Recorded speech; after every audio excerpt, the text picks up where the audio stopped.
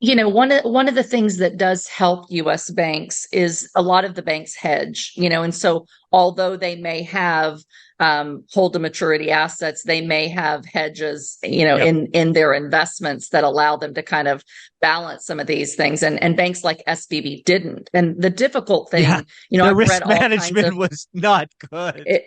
It wasn't. But what's interesting, Michael, is that they were holding the risk-free investment, what everybody has said forever. And, Yeah. and in fact, a lot of people say, why would they hold all these treasuries?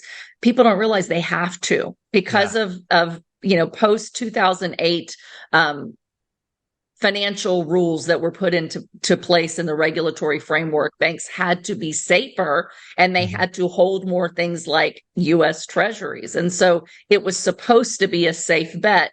But again, in their risk management, they didn't hedge the way that a lot of banks do. And so the difficult thing, and we see all kinds of, articles coming out with fear mongering that like there's going to be a massive bank collapse. I don't see a massive bank collapse, but I do think that there are a lot of banks that have these hold to maturity assets that may or may not have hedged against them. And we can't tell that from their financial No. statement.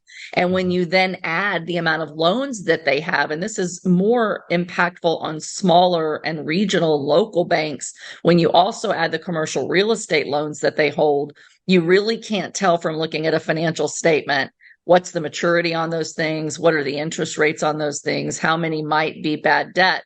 So banks by and large are definitely in a precarious situation where they've got these safe US Treasury bonds that are basically worthless now, and they have commercial real estate loans that still may have to be written down. And so, it doesn't say the sky is falling, but at the same time, Michael, I see a lot of similarities. In some ways it's worse today than it was in the 80s before the savings and loan crisis. That very much was a Yeah. collateral issue. The value of assets upon which collateralized loans were written down, then those loans defaulted, then the banks had to write down their assets and they became insolvent. And so I think we haven't seen the last of banks like SVB. The big banks will always be rescued in some way, and we saw the Fed come in with this bank rescue program to allow them to borrow money and use full collateral value, like the hold to maturity value, rather than the real value.